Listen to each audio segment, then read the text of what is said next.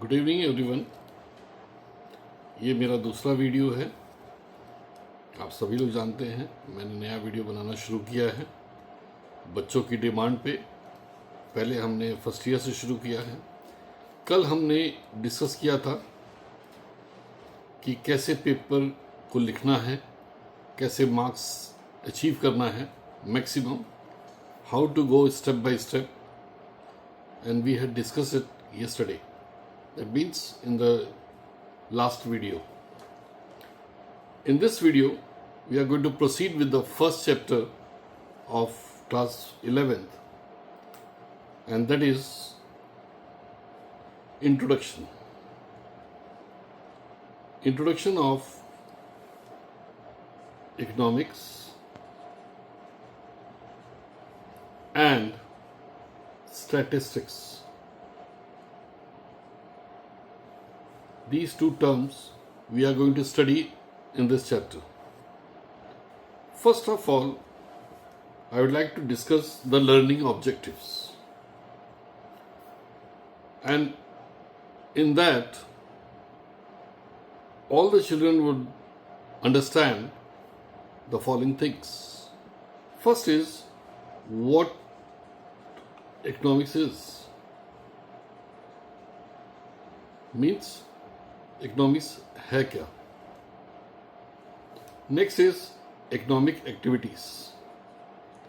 Economic activities,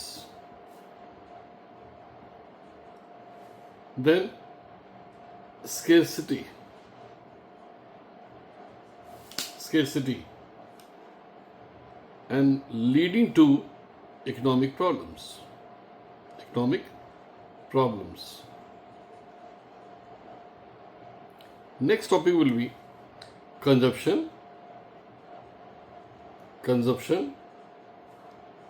production and distribution, followed by statistics, statistical need in economics, then its uses, and last difference between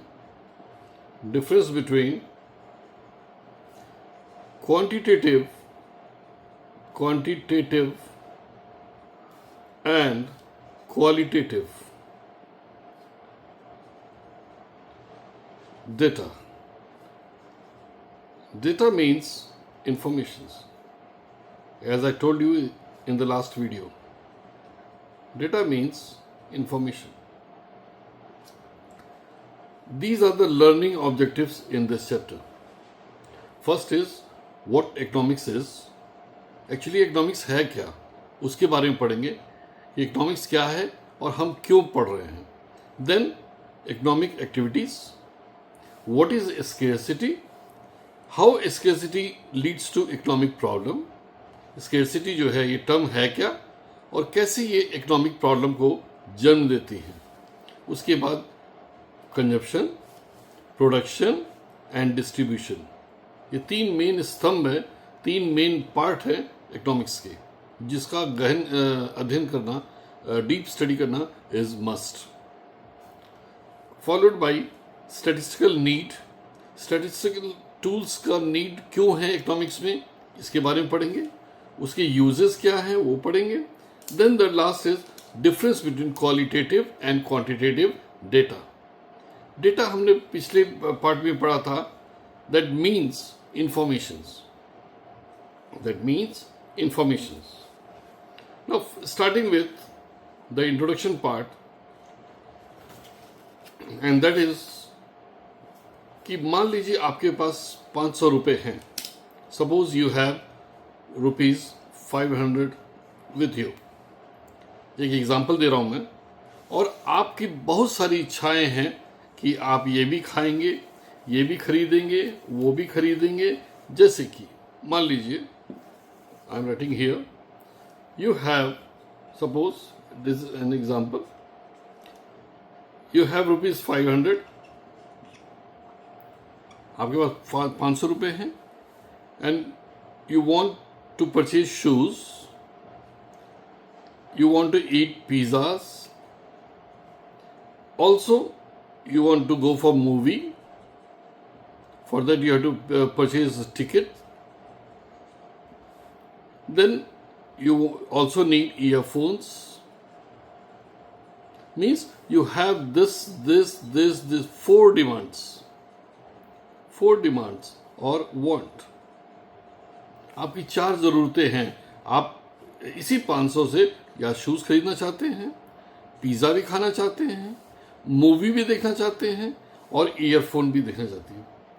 अब आप ही बताइए मुझे, you only tell me, can you purchase all these 4 items with this money? क्या आप ये चारों चीजों को खरीद सकते हैं for just ₹500? No. The answer is no. आप नहीं खरीद सकते. और यहीं पे when this question comes, no, that means there comes economics. और जहाँ पे ये स्थिति होती है, जहाँ ये सिचुएशन होती है, वहीं पे जो है इकोनॉमिक्स जन्म लेता है. So economics arises where money is limited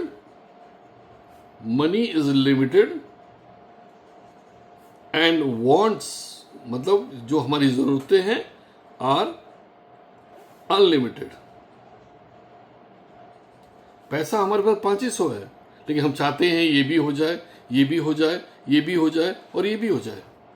इसके अलावा भी कुछ अगर मन में है तो वो भी हो जाए. लेकिन पैसा हमारे पास कितना है? केवल 500 rupees. And very clearly it is clear to all of us that this purchasing all these 4 items is not at all possible with this money, and that is ₹500. और जब ये होता है, जब ये स्थितियां बनती हैं, तभी वहां इकोनॉमिक्स जन्म लेता है.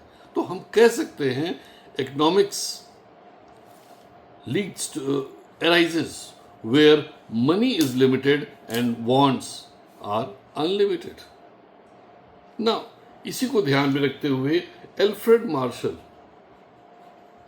मार्शल बहुत रिनाउंड इकोनॉमिस्ट थे. He said, economics is the study of man in the ordinary business of life. According to Alfred Marshall, economics is the study of man. मतलब इंसानों के बारे में पढ़ना है. इन किस कॉन्टेक्स्ट में पढ़ना है? In the ordinary business of life. एक आम आदमी की जो जिंदगी है, किस तरह से वो चलती है, किस तरह से उसमें जद्दोजहद से हम गुजरते हैं, जब हम उसको पढ़ते हैं, उसी को बोलते हैं इकोनॉमिक्स. सिंपल भाषा में, एज पर और according to sir Alfred Marshall, a renowned economist. How people earn money. Economics पढ़ाता है कि कैसे लोग पैसा कमाएंगे. How to earn money, how to spend, what to produce, what goods to produce, and how income is distributed.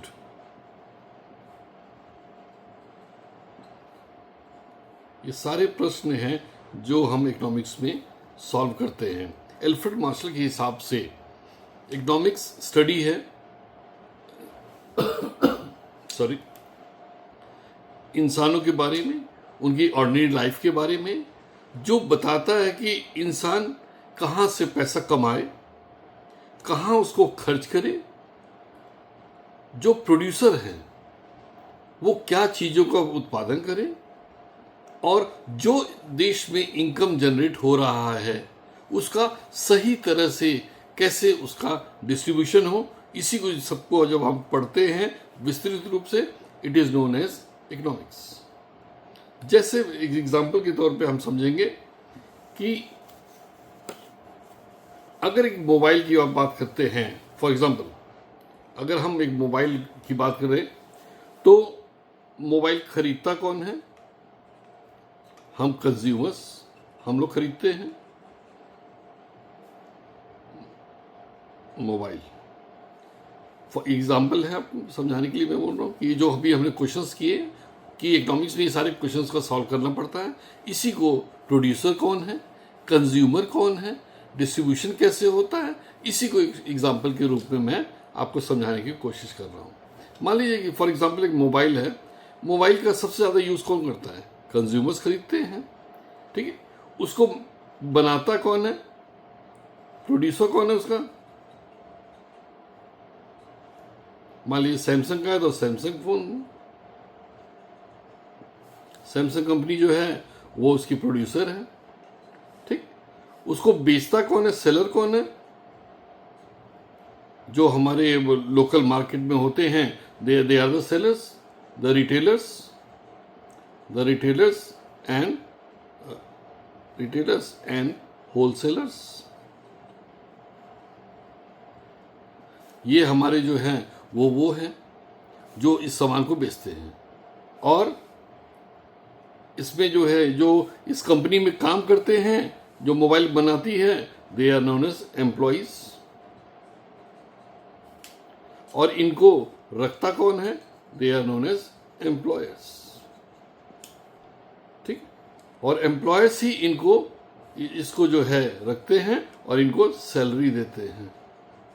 मतलब यहां consumers भी हो गए हम लोग, कंपनी बनाने वाली है वो प्रोड्यूसर हो गई, जो उसको बेच रहा है वो रिटेलर या होलसेलर हो गए, और जो उस कंपनी में काम कर रहा है वो एम्प्लॉइज हो गए, जो इनको रख रहा है, ये सैमसंग कंपनी रख रही है, ये एम्प्लॉयर हो गए।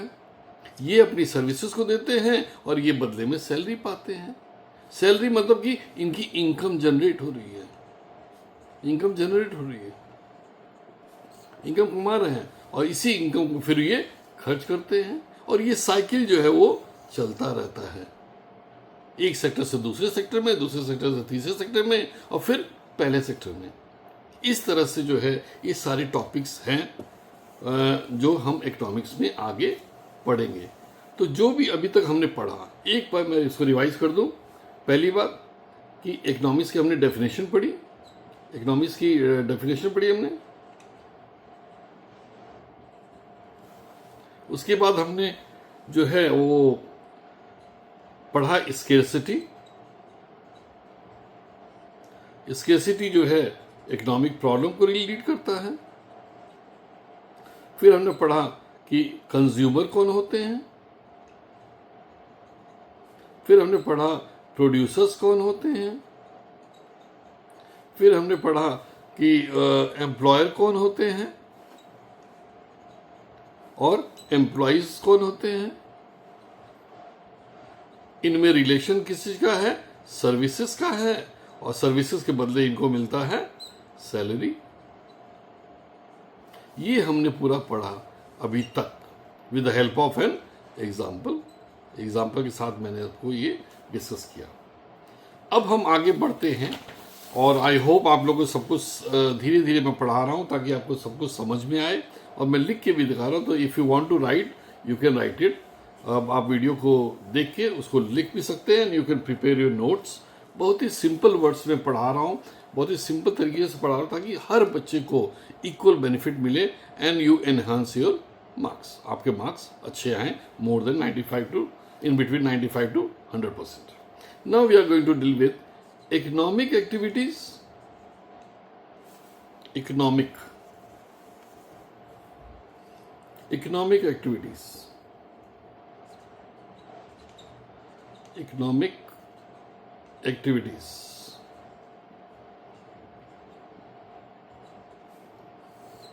ये बहुत ही सीधा सा, इस दुनिया में जो भी व्यक्ति कार्य करता है, whatever people do, if the people are doing any work. The people are doing some work and they are getting, people are doing work, and in return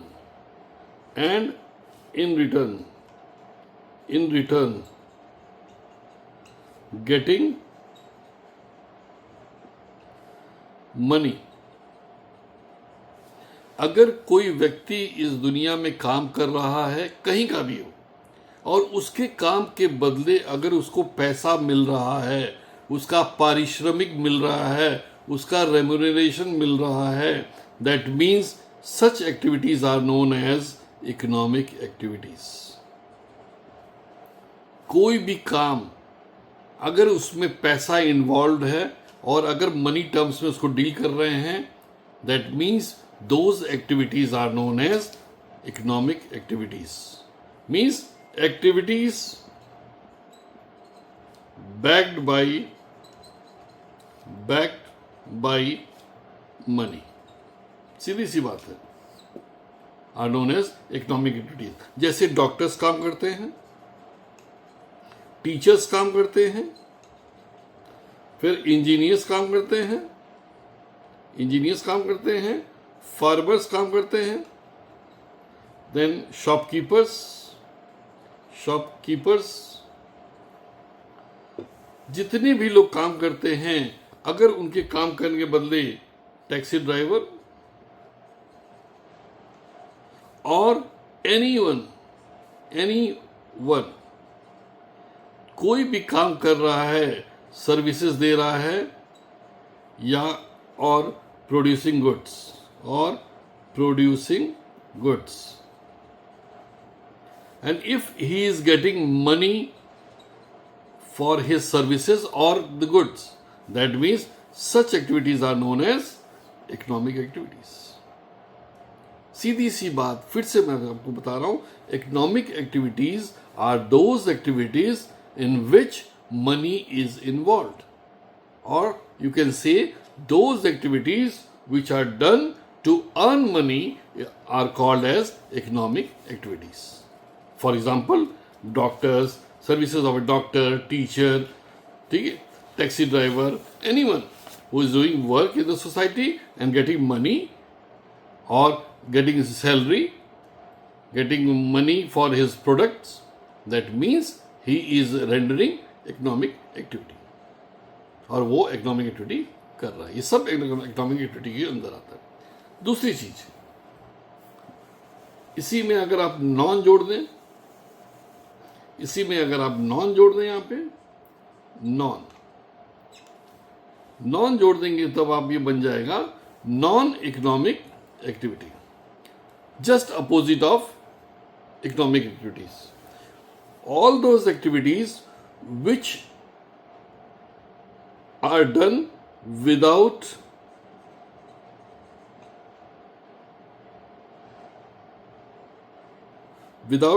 money,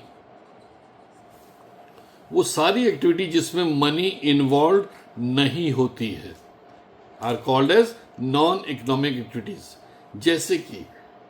जैसे कि अगर एक शेफ होटल में खाना बनाता है, तो क्योंकि उसको सैलरी मिलती है, तो वो इकोनॉमिक एक्टिविटी हो जाएगा, वो इकोनॉमिक हो जाएगा. लेकिन अगर मदर घर पे खाना बना रही हैं और उनको कोई पैसा नहीं मिल रहा है, नो मनी, वो अपने परिवार का जीवन यापन कर रही हैं, पैसा नहीं मिल रहा है, तो इसको आप नॉन इकोनॉमिक एक्टिविटी कहेंगे. ठीक है. आप किसी फ्रेंड को मदद कर रहे हैं बिना पैसे, किसी स्वार्थ के, वो भी नॉन इकोनॉमिक एक्टिविटी में आएगा. अगर आप घर में एक टीचर अगर वो स्कूल में पढ़ा रहा है, उसको सैलरी मिल रही है, मीन्स ये इकोनॉमिक एक्टिविटी है. लेकिन अगर यही टीचर अपने टीचिंग हिज ओन चाइल्ड, अगर वो अपने बच्चे को पढ़ा रहा है, तो तो कोई इसमें पैसा नहीं मिलेगा, no money, no money, so non economic activity. मेरे ख्याल से समझ में आ गया होगा आपको। Economic activities are those activities in which money is involve, पैसे का लेन देन होता है, और जो भी हम काम करते हैं उसके बदले पैसा मिलता है, जैसे services of a doctor, services of a teacher, services of an engineer and so on. But on the other hand, non economic activities are those activities in which money is not involve, work is done without the involvement of money. जैसे कि mummy अगर खाना बना रही हैं, या कोई दोस्त आपको हेल्प कर रहा है, टीचर अगर स्कूल में पढ़ा रहा है तो वो इकोनॉमिक है, टीचर अगर अपने बच्चे को पढ़ा रहा है तो वो नॉन इकोनॉमिक है। क्यों? क्योंकि उसको कोई पैसा नहीं मिल रहा है। This is the basic difference between economic and non economic. I hope आप सभी को ये चीज़ समझ में आ गई होगी, क्योंकि मैं बाईलिंगुअल में हूँ, मैं इंग्लिश में भी बोल रहा हूँ और हिंदी में भी उसको रिपीट कर रहा हूँ। सो ये सबके लिए है, ताकि आप सभी लोग आराम से और धीरे धीरे you get familiar to these terms. Economics को जब तक आप समझेंगे नहीं बेटा, तब तक आप आगे नहीं बढ़ पाएंगे। सारे टॉपिक्स आपको कंफ्यूजन है, एक एक टॉपिक हम लोग लेंगे और थोड़ा उस पर विस्तृत जानकारी करेंगे। ठीक, अब आप मुझे कुछ क्वेश्चन का आंसर बताइए कि शेफ जो है, अगर कोई शेफ है, वो एक शेफ आप समझते होंगे, शेफ जो है अगर होटल में काम करता है, chef working in hotel, that means it is economic activity. Economic activity है कि नहीं? क्योंकि इसको पैसा मिलेगा होटल में। लेकिन यही शेफ अगर घर पे काम कर गए, इन हिज ओन हाउस में अगर वो काम करता है तो कोई पैसा नहीं मिलेगा, इसलिए नॉन इकोनॉमिक एक्टिविटी होगा। सीधी सी बात है, जहां पैसा मिले इकोनॉमिक, पैसा ना मिले नॉन इकोनॉमिक। आगे चलिए।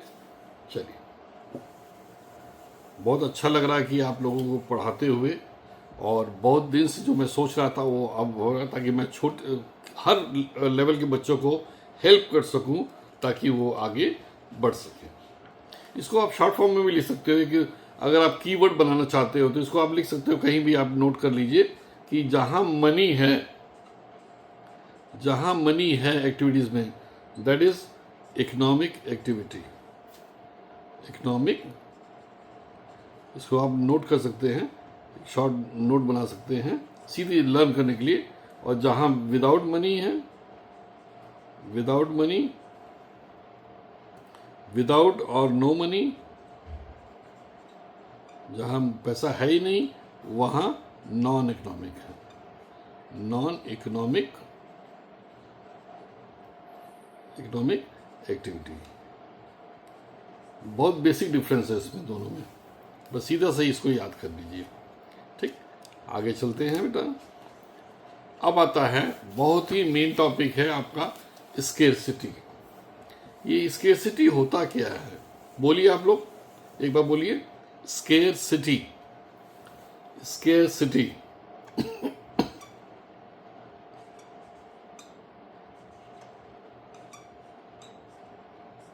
स्केर्सिटी मतलब होता है, बहुत ही इंपॉर्टेंट टॉपिक है। इसका मतलब होता है कमी। हिंदी में देखें तो इसका मतलब होता है कमी, किसी भी चीज की कमी। किसी भी चीज की कमी कब हमारे सामने जन्म होती है, कब सामने जन्म लेती है? कमी मतलब होता है जब हमारी आवश्यकताएं, वांट्स जो हैं, वो अनलिमिटेड हो,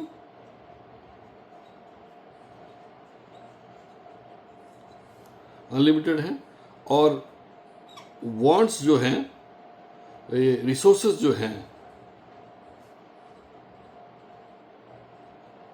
इसको पूरा करने के लिए रिसोर्सेज जो हैं वो लिमिटेड है। मतलब वांट्स जो है ये ज्यादा है रिसोर्सेज से। तब आपके जीवन में होता है स्केर्सिटी। मतलब जैसे मैंने एग्जांपल दिया था, 500 रुपये है और 4 चीजें खरीदनी हैं, तो दैट इज नॉट पॉसिबल। और जब भी स्केर्सिटी होगा तो वहां इकोनॉमिक प्रॉब्लम एराइज होगी। इकोनॉमिक प्रॉब्लम मतलब पैसे की प्रॉब्लम। इकोनॉमिक प्रॉब्लम मतलब पैसे की problem.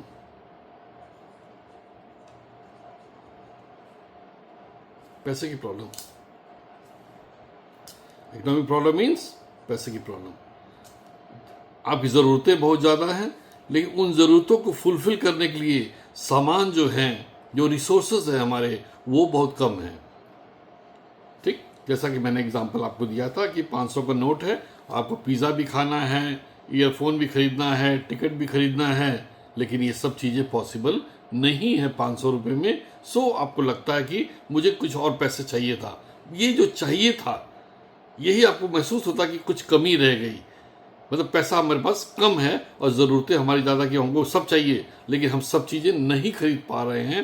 That means there is scarcity of resources. Scarcity of resources, and that arises when wants are unlimited and resources are limited. जब वांट्स हमारे unlimited होते हैं, मतलब ज़्यादा होते हैं रिसोर्सेज से, ये ग्रेटर देन का साइन है, ये ग्रेटर देन का साइन मतलब वांट्स जो है हमारे अनलिमिटेड है, रिसोर्सेज से ज़्यादा है। जब भी ये होगा तो हमारे जीवन में हमेशा इकोनॉमिक प्रॉब्लम होगा। अगर हमारे साथ है तो हमारी इकोनॉमिक प्रॉब्लम है, और अगर देश के साथ है, वैसे देश के लिए इकोनॉमिक प्रॉब्लम है। हम इंडिविजुअल लेवल अपने को देखते हैं तो इंडिविजुअल लेवल करते हैं, और जब देश की बात करते हैं तो मैक्रो इकोनॉमिक्स हो जाता है, पूरे देश की बात करते हैं और उसमें देश के लिए भी स्केर्सिटी होता है, तो economic problem of the country हो जाता है। सीधी सी बात है। अब देखिए, अब ऐसा तो नहीं है ना कि अलादीन का चिराग है हमारे पास। अलादीन का चिराग तो है नहीं। अलादीन का चिराग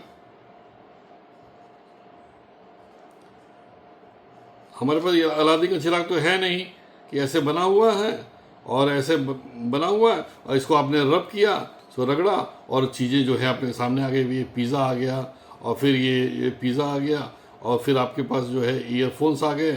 ठीक है, ये ईयरफोन्स आ गए। ठीक है, और ये हर चीज़ें मिल गई। ऐसा तो है नहीं कि आप इसको इसे रगड़ते रहिए, घिसते रहिए और आपके सामने चीज़ें आती रहेंगी, तो वहाँ पे तो स्केर्सिटी होगा ही नहीं। और लेकिन ऐसा नहीं है ना, ये तो बस एक सोच की बात है कि ऐसी कोई कहानी हुई थी, अलादीन का चिराग था और हम उसको रगड़ते जाते थे, घिसते जाते थे और सामान आता जाता था। लेकिन ऐसा वास्तविक रूप में नहीं होता है। वास्तविक रूप में हमारे पास चीज़ें, डिमांड बहुत है, लेकिन उसको फुलफिल करने के लिए रिसोर्सेज कम है। ये मैंने आपको खाली एग्जाम्पल दिया कि ऐसी स्थिति केवल कहानियों में होती है। यथार्थ में, असलियत में, in reality this is not possible. There is economic problem, and economic problem arises when wants are unlimited and resources are limited. चलिए आगे चलते हैं, अब नेक्स्ट टॉपिक जो आपको हम समझाने जा रहा हूं मैं, that is alternative use of resources. देखिए, जब भी किसी चीज की स्केर्सिटी होती है, जब भी किसी चीज की कमी होती है, when there is scarcity of any or resources, when there is scarcity of resources, then what comes there? We spend on preference wise। जब भी किसी चीज़ की कमी होती है, जब पैसे की, मतलब पैसा है तो पैसे की कमी, रिसोर्सेज जो हमारे संसाधन हैं, चाहे हम प्राकृतिक हो या मैन मेड हो, जब इसकी कमी होती है तो फिर जो है हम उसी हिसाब से उसको क्या करते हैं, हम लगते हैं प्रीफरेंस निकालने। प्रीफरेंस निकालने मतलब कि जिन चीज, आपके पास लिस्ट तो बहुत लंबी है, लिस्ट बहुत लंबी है, लेकिन लंबी लिस्ट के कारण जो है इसमें से आप क्या करते हैं, जब रिसोर्सेज कम होते हैं तो हम इसमें से छांटना शुरू करते हैं।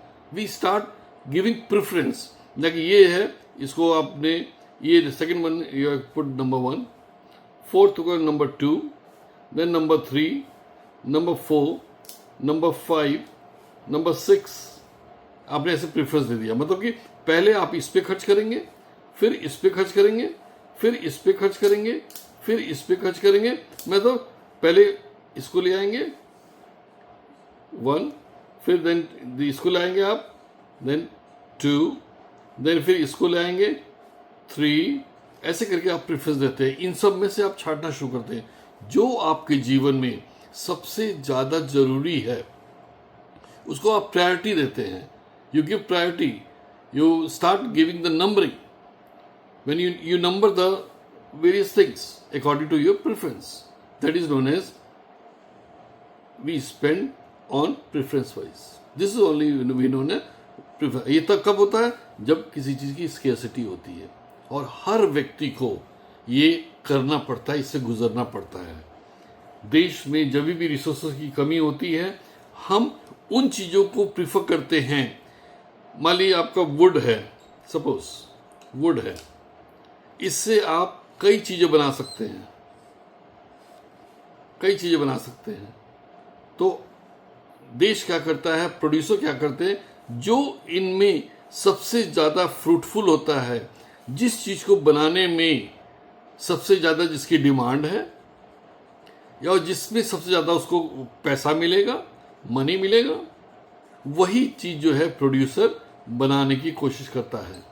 बनने के लिए तो बहुत सारी चीजें बन सकती है वुड से, वुड मीन्स लकड़ी, बट व्हाट प्रोड्यूसर डज और what producer do, single producer means do, is he starts giving preference to his work, कि इस वुड से हम, वुड अपने पास ही, सॉरी वुड आपके पास इतना ही है, लेकिन उस वुड से आप क्या बनाएंगे इसको प्रीफर करेंगे आप, ठीक है। और हम उस चीज को प्रेफर करते हैं ज्यादा जिसके यूजेस बहुत ज्यादा हो सकते हैं, कि आदमी इसके लिए भी यूज कर सकता है और उसके लिए भी यूज कर सकता है, means alternative uses, means alternative uses. ऐसे मिल्क होता है, मिल्क को हम कई जगह यूज कर सकते हैं, फॉर ड्रिंकिंग, फॉर कर्ड, लस्सी, ठीक है, छाछ, ठीक है। नाउ यू हैव देसी घी, ठीक है, and other products for sweets, you have these many thing. But what producer do, और व्हाट ही गोज फॉर, कि वो देखता है कि जिसमें हम रिसोर्सेज में से वो चीजों को उठाएं जिसके मल्टीपल यूजेस होते हैं, जिसके बहुत सारे यूजेस होते हैं। जब कमी होती है तो आपको अल्टरनेटिव्स पे सोचना पड़ता है। अगर सब कुछ मिलता तो कोई प्रॉब्लम ही नहीं होती, क्योंकि चीजें कम है तो आप सोचते कि ये खरीदूं या वो खरीदूं, ये खरीदूं या वो खरीदूं, तो जिससे आपके वांट्स बहुत ज्यादा पूरे हो जाते हैं, जिससे आपकी जरूरतें ज्यादा से ज्यादा पूरी हो जाती हैं, व्यक्ति जो है, इंसान उसी की तरफ मुड़ता है। And that is known as use of products having multiple uses, product having multiple uses. उन्हीं प्रोडक्ट को प्रीफर करते हैं बनाने वाले, जिसको रिसोर्स यूज करना है, जिसके अल्टरनेटिव यूज बहुत सारी जगह हम यूज कर सकते हैं, ठीक। अब आगे चलते हैं। इसी में इकोनॉमिस्ट लोग ने एक स्टेटमेंट दिया है, very important statement, and that is scarcity is the root cause of all the economic problem.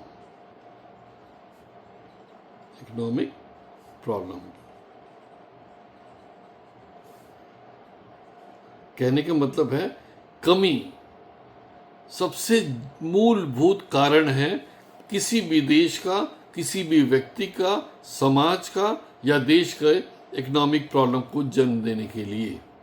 The root cause means main reason. Scarcity, बोलिए मेरे साथ, स्केर्सिटी, ठीक से बोलिए बेटा, scarcity is the root cause of all the economic problems, all the problems. ठीक, ये statement economics ने दिया है और इसको आप जरूर याद कीजिए और अपने नोट्स में इसको वहां लिखिए। दिस विल गिव, और इसको हेड इसको अंडरलाइन भी करिएगा, इसको अंडरलाइन भी करेंगे तो आपका नंबर जरूर बढ़ेगा। इससे अट्रैक्शन होता है, सीधे इस पर नजर पड़ती है एग्जामिनर की कि यस, इस बच्चे ने कुछ एक्स्ट्रा किया है and he should be given good marks. ठीक, अब हम चलते हैं आगे नेक्स्ट टॉपिक पे, और नेक्स्ट टॉपिक हमारा है कंजप्शन,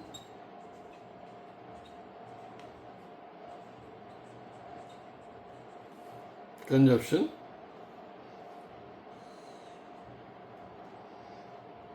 कंजप्शन मतलब होता है, अब हम पढ़ेंगे consumption, production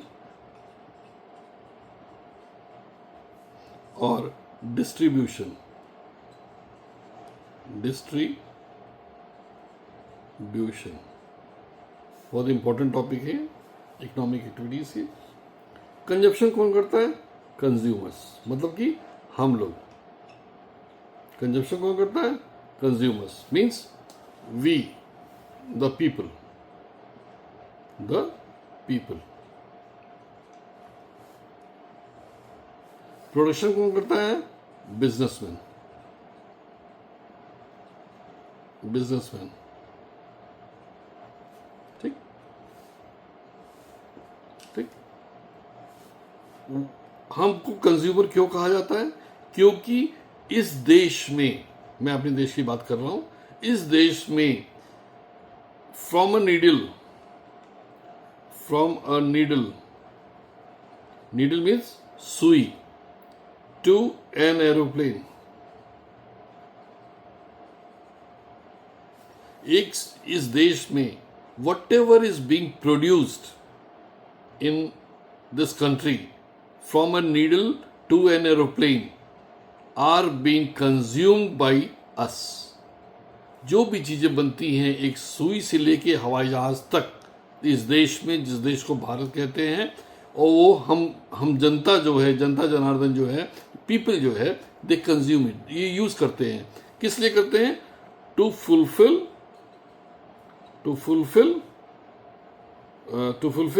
hour wants, to fulfil our wants. And हम वांट्स क्यों फुलफिल करते हैं? ताकि to enhance, to live happily and enhance our life,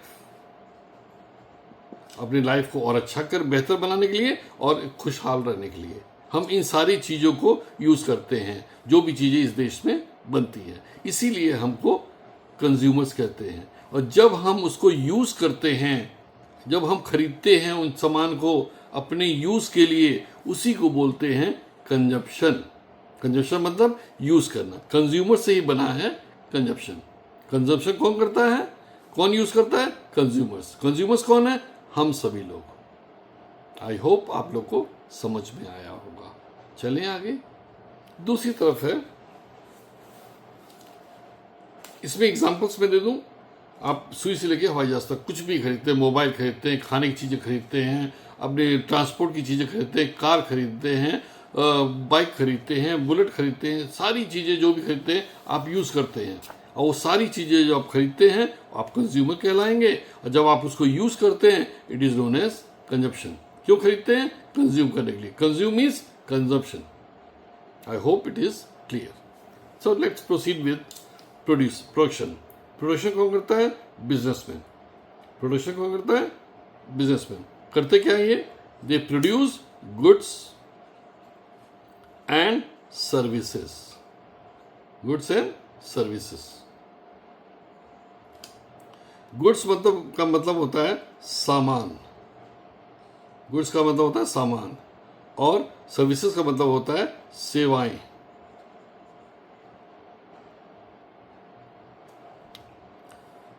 goods includes from a needle to an aeroplane, जो हम लोग यूज करते हैं, ये सारी चीजें इसमें आती हैं, जो जिसको आप देख सकते हैं. Goods means those things which you can see through your see, touch and feel through your naked eye, जो आप अपने आंखों से देख सकते हैं, टच कर सकते हैं और महसूस कर सकते हैं, हाँ ये चीज है. जैसे मैं टेबल छू रहा हूं, लग रहा है हाँ लकड़ी का कुछ है, तो इसको बोलते हैं गुड्स. इन सभी चीजों को बोलते हैं गुड्स, जिसको आप देख सकते हैं, छू सकते हैं, महसूस कर सकते हैं, आर नोन एज गुड्स. और सेवाएं क्या होती हैं? जिसको आप देख नहीं सकते, न छू सकते हैं, केवल महसूस करते हैं. जैसे टीचर जब पढ़ाता है तो आपको महसूस होता है कि हाँ टीचर बोल रहे हैं और आपको समझा रहे हैं. न आप उनके शब्दों को देख सकते हैं, न छू सकते हैं. डॉक्टर की जो नॉलेज है, जो उसने डिग्री है, उसी को वो इम्प्लीमेंट करता है. और आपको वो कहीं दिख नहीं रहा कि वो कितना अच्छी तरह आपको देख रहा है, या कोई सामान तो दिखा नहीं रहा है. वो अब उसके पास वो उसको टेस्ट करने की चीज़ें होती हैं, वो उससे टेस्ट करके आपको बता देता है कि ये बीमारी है और आप ये दवा खाइए. वो दवा लिख देता है, वो दवा देता नहीं, लिख देता है, और आप उसको जाके दवा लेते हैं. ठीक, दवा क्या हुआ? गुड्स. और जो वो लिख रहा है doctor, that is known as services. Engineer जो भी पढ़ा होता है, वो अपनी नॉलेज को आपसे शेयर करता है, आपका मकान बनवाता है, आपका अपार्टमेंट बनवाता है, और अपना जो भी नॉलेज है उसको शेयर करता है. वो बनाता नहीं है, वो शेयर करता है. और उस सर्विस के बारे में आप के बदले में आप उसको पैसा देते हैं. तो सब में पैसा इन्वॉल्व है. So it is known as goods and services. ये कौन बनाता है? बिजनेसमैन. और जब ये बनाते हैं उसको बोलते हैं प्रोडक्शन, मतलब कि सामानों को, सर्विसेज को बनाना, मतलब प्रोडक्शन.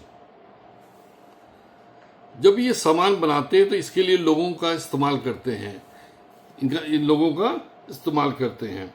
और जो लोग इसमें काम करते हैं बिजनेसमैन के साथ, इनकी कंपनीज में, मतलब कंपनीज में जो काम करते हैं, और गुड्स जो बनाते हैं, गुड्स एंड सर्विसेज, इसके बदले में क्या मिलता है? इन रिटर्न क्या मिलता है? Salary, wages, then profit, then rent and interest.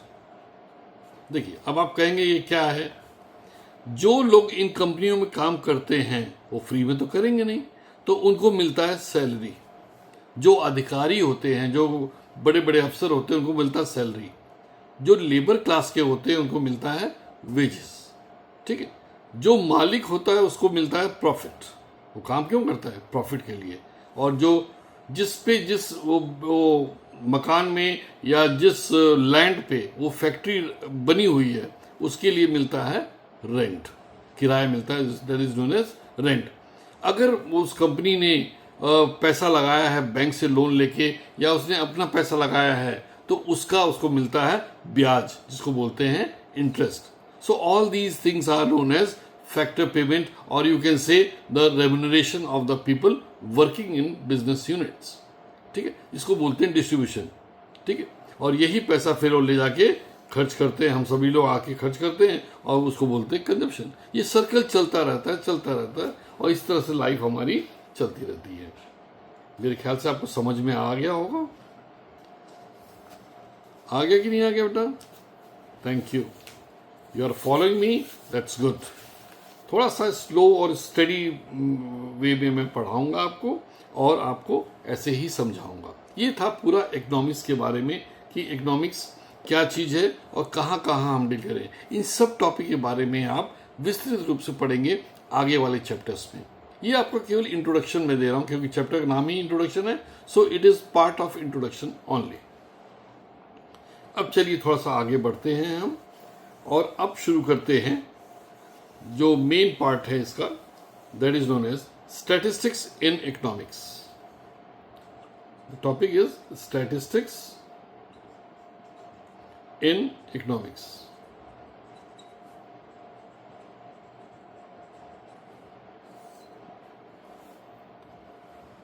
अगर सरकार को चाहिए, मैं एग्जांपल ले रहा हूं, मैं इफ गवर्नमेंट को चाहिए कि कितने लोग इस देश में पुअर हैं, कितने लोग पुअर हैं, क्या सरकार बता सकती है? या कोई भी इकोनॉमिस्ट बता सकता है? कोई नहीं बता सकता कि कितने लोग पुअर हैं। ठीक है, सबको इंफॉर्मेशन चाहिए, सबको इंफॉर्मेशन चाहिए। एंड इंफॉर्मेशन ही मैंने बोला था, it is known as data. कल हमने बात किया, कल पिछले वीडियो में हमने बात किया था, इंफॉर्मेशन मीन्स डाटा। जब ये डाटा कलेक्ट होता है अलग अलग माध्यम से, तब सरकार इसके बेस पे अपना रुझान तय करती है, अपना डिसीजन लेती है कि what percent of the population is comes under poor category. बिना किसी डाटा के, बिना किसी इंफॉर्मेशन कलेक्ट करने के, nobody can predict what the actual strength is, how many people belongs to poor category or middle class category or the upper category. So you have to collect information from the people, from the public and from the nation. Then only it is possible to give exact figure, to give exact accurate statement if you wish to. ठीक,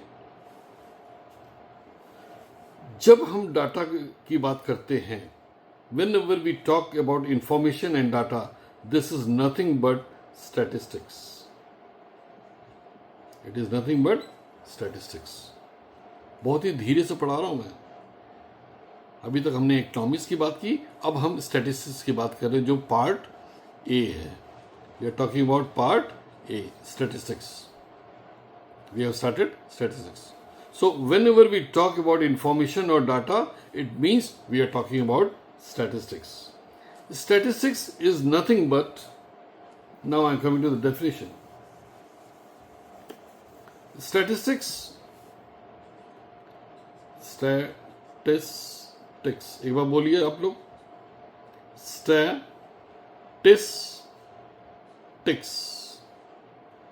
इसको थोड़ा तोड़ के पढ़ेंगे तो बहुत easily आप pronounce कर पाएंगे एकदम correctly. It is statistics.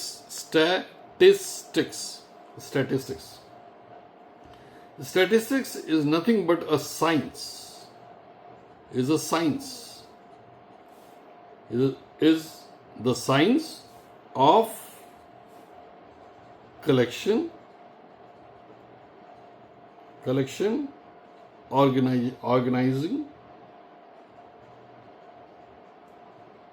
organization, then presentation,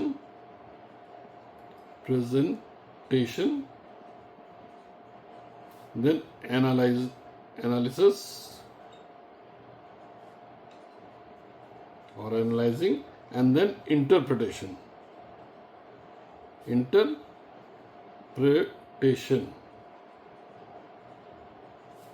इन सबको मिला के ही बोलते हैं स्टैटिस्टिक्स. सो अगेन रिपीट करिए. Statistics is the science, speak out. Statistics is the science of collection of data, organization of data, presentation of data, analyzing the data and interpretation of data. सबके साथ आपका of data आएगा, ठीक. collection of data, organization of data, presentation of data, analyzing data and interpretation of data. Data हमेशा साथ, मतलब किसका collection करेंगे? इंफॉर्मेशन का. Data means information, as I have told you earlier. ठीक. So what statistics is? Define it again, once again बोलिए. Statistics is the science of, please बोलिए. Statistics is the science of collection of data, comma, organization of data, comma, presentation of data, comma, analyzing data, comma, and last, interpretation of data. ये आपको 5 step में हम पूरे statistics को पढ़ेंगे। ठीक, अगर आप बोलते हैं कि कोई पूछता कि आपके पिछले बोर्ड एग्जाम में कितने लोग पास हुए और आप कहते हैं कि बहुत सारे लोग पास हो गए, तो बहुत सारे लोग ये कोई स्टैटिस्टिक्स नहीं हुआ, आपका एग्जैक्ट डाटा नहीं है, एग्जैक्ट इंफॉर्मेशन नहीं है, यू आर नॉट एक्यूरेट। और अगर आप बोलते हैं कि 480 students pass out of 500, that means this is statistics, this is statistics. मतलब आपने आंकड़े दिए, स्टैटिस्टिक्स मीन्स आंकड़े जो आपने पहले कलेक्ट किया होगा, उसको ऑर्गेनाइज किया होगा, उसको प्रेजेंट कर रहे हैं और उसको टेबल इसमें नंबर फॉर्म में आपने लिखा, ये एकदम एग्जैक्ट है। So this is use of statistics. और आप कहिए कि बहुत सारे लोग पास हुए, वो स्टैटिस्टिक्स नहीं है, वो वेग स्टेटमेंट है, जस्ट वेग स्टेटमेंट। वेग means not clear. So I hope it is clear. Now next topic is, आप चाहते हैं एक बार फिर से इसको डिस्क्राइब करें? चलिए एक बार फिर से बोलिए। Statistics is the science of collection, organization, presentation, analyzing, and interpretation of data. Good, good. Now let's move to the next topic, and the next topic is economic data. Economics में data कौन कौन से हो सकते हैं? Examples क्या है उसके? Examples. It can be GDP. GDP means gross domestic product. GDP means gross domestic product. ये आप 12th में पढ़ेंगे, 12th में पढ़ेंगे ये product. Inflation, inflation means continuous rise in price of goods and services. Then unemployment. Unemployment. Next is population. Population. Then it can be literacy or imports, exports, income, prices. ये सारे आपके economic data हो सकते हैं जिसको आप exact form में you can present it, exact form में आप दे सकते हैं। कोई भी इसमें वेग चीज नहीं आएगा, सब नंबर में आएगा, न्यूमेरिकल वैल्यू में आएगा, and they are known as economic data. These are the examples of economic data. बोलिए। GDP, inflation, unemployment, population, literacy, imports, exports, income, prices. Good. आप साथ साथ में बोलेंगे तो आपकी भी इंग्लिश अच्छी होगी और थोड़ा सा आपको ऐसे ही लर्न हो जाएगा। और बहुत अच्छी बात है कि पढ़ते पढ़ते लर्न हो जाए, तो that is nothing better than that. Now next topic is types of data. Types of data. Next topic is types of data. There are two types of data. One is quantitative. Quantitative. बोलिए। इसको थोड़ा तोड़ के बोला करें तो बहुत सही बोलेंगे, आप एग्जैक्ट बोलेंगे। Quantitative. QUANTITATIVE. Quantitative data. And second is qualitative. Qualitative data. जैसे कि नाम ही बता रहा है, quantitative means numerical values, numerical values like age, income, height, marks. ये अब सभी चीजें, ये सब एग्जाम्पल हैं, ये सब आप नंबर सिस्टम में देते हैं। That means you express this things in numerical value. आपको एग्जैक्ट नंबर देना ही देना है, लेकिन क्वालिटेटिव में ऐसा नहीं होता। इसमें क्या होता है, जेंडर, अब जेंडर क्या होता है, वो एग्जैक्ट तो होगा नहीं, मेल या फीमेल होगा, ठीक है। देन एजुकेशन, एजुकेशन में आप नंबर ऑफ डिग्रीज नहीं दिखाते, आप उसमें दिखाते हैं बीए, फिर MA, BEd, you write the degrees not the number.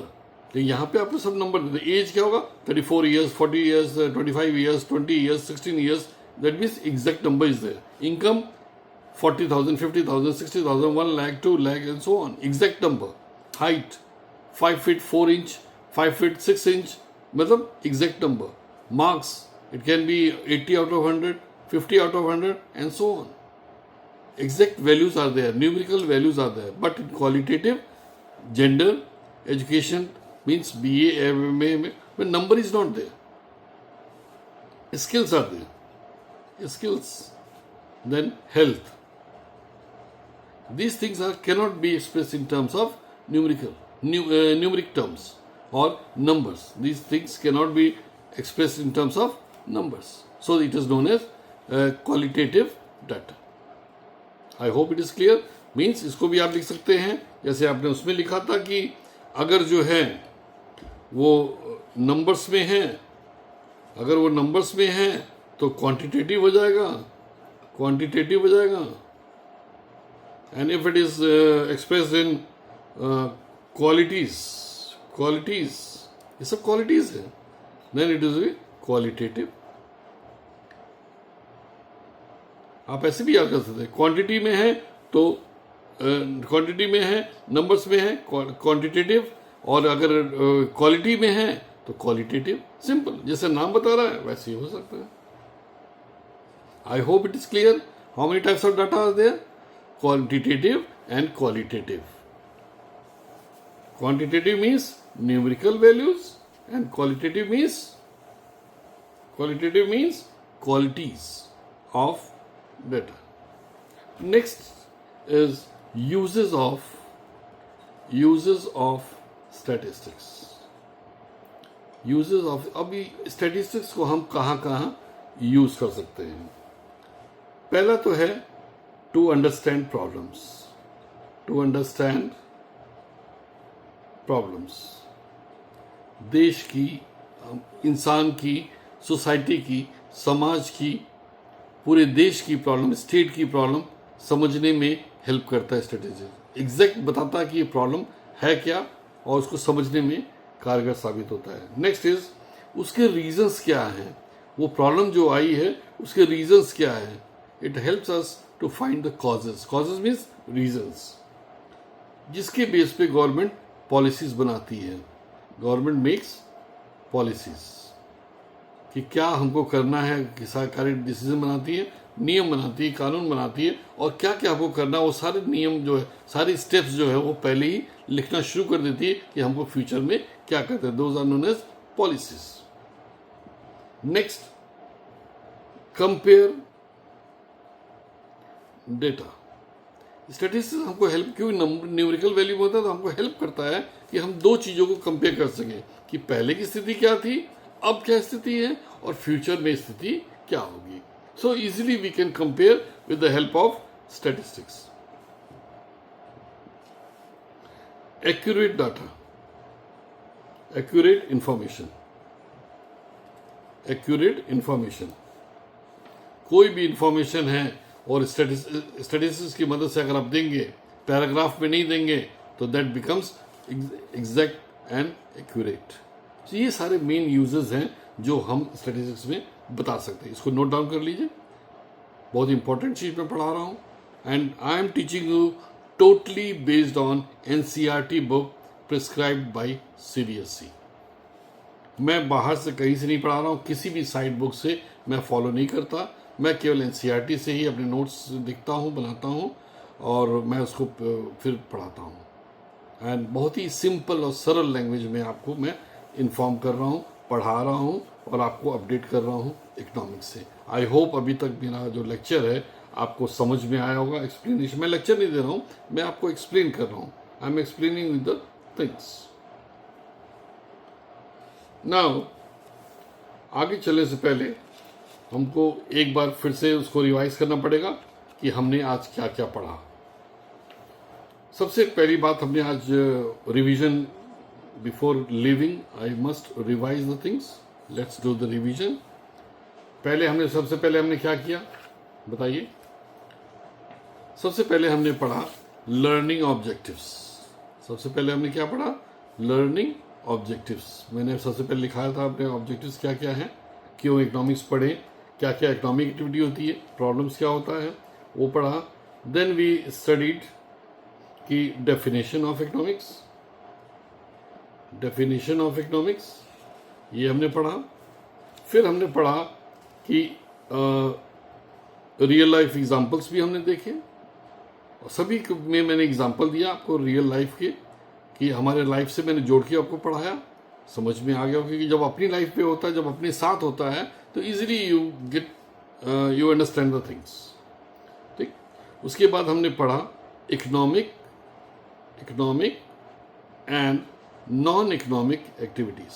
Non economic activities,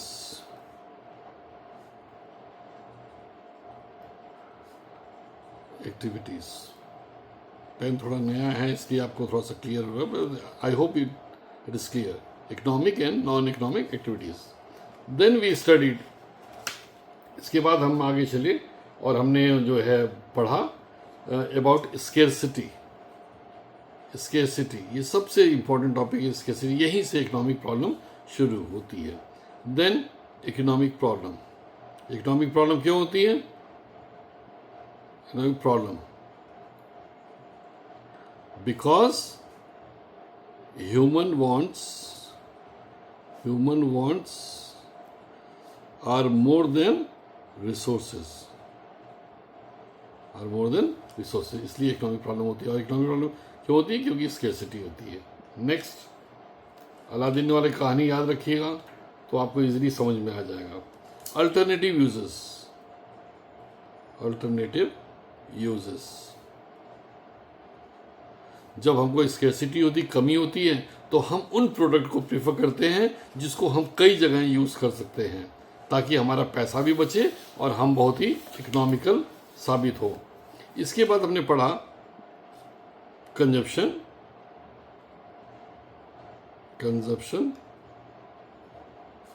production and distribution. ये सारे टॉपिक तीनों हमने कवर किए इस सेशन में। उसके बाद हमने पढ़ा आगे, आप देखिए नोट करते जाइए आप लोग, क्योंकि नोट करेंगे तभी आप आगे बढ़ पाएंगे बेटा, रिवीजन जरूरी है। Then we came to statistics.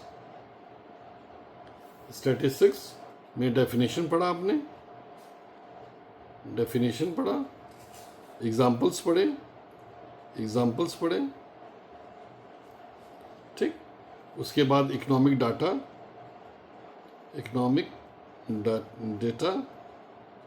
आप डाटा नहीं बोलेंगे, डेटा बोलेंगे, इसको डेटा बोलते हैं। थोड़ा सा इंग्लिश अगर आपको पॉलिश करनी है, so you must speak as, pronounce it as data. Economic data हमने पढ़ा, जीडीपी, इन्फ्लेशन मैंने लिख के आपको दिखाया था, आप फिर से देख सकते हैं। Then we studied the difference between quantitative and qualitative. बताइए क्या होता है इसका डिफरेंस? जो क्वांटिटी के रूप में शो करें that is quantitative, number numeric में, नंबर के सिस्टम में मतलब एग्जैक्ट हो, और जो हम क्वालिटी के हिसाब से करते हैं दैट इज क्वालिटी के हिसाब से इंफॉर्मेशन कलेक्ट करते हैं दैट इज क्वालिटेटिव, और जो क्वांटिटी के हिसाब से करते हैं, नंबर के हिसाब से करते हैं दैट इज क्वांटिटेटिव। ठीक, all these things we have discussed today in this session, and I hope you all must have studied it properly, understood it properly, और मुझे बताइएगा कि आपने इसको समझा कि नहीं समझा। और ये सब रिवीजन था, इसको जरूर नोट करते जाए हमेशा, जब भी आप पढ़ें, जब भी मेरा वीडियो देखें। ये from bottom of my heart I am telling you कि don't think that the teacher is teaching. I am like your elder brother, और बड़े भाई के रूप में मैं आपको समझाना चाह रहा हूँ कि आप मन से पढ़िए, बहुत ध्यान से सुनिए मेरे वीडियो को, बहुत इजी वे में मैं पढ़ा रहा हूँ, ताकि आपका नंबर जो मेन मोटिव है वो सॉल्व हो सके. Thank you very much. Very soon you will have the third video. Thank you.